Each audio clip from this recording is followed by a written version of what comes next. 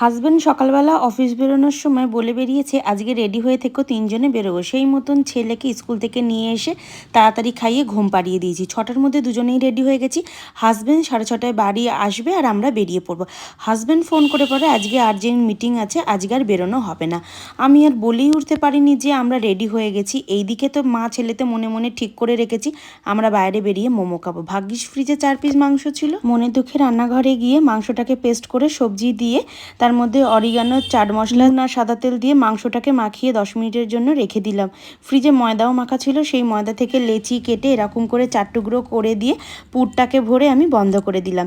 যেহেতু ঘুরতে যাওয়ার প্ল্যান ছিল আর এইদিকে রান্না করতে ইচ্ছা করছিল না, তাই জন্যে আর আলাদা করে মোমোটাকে আমি সেদ্ধ করিনি। এরকম করে গ্রেভি করেই মোমোগুলোকে দিয়ে ভালো করে ফুটিয়ে নিয়েছি। হাজব্যান্ড অফিস থেকে বাড়িতে এসে যখন আমি দিলাম তখন বললো এগুলো কোথা থেকে এলো, তুমি তো আর ঘুরতে নিয়ে গেলে না। মা ছেলেতে মনে মনে ঠিক করে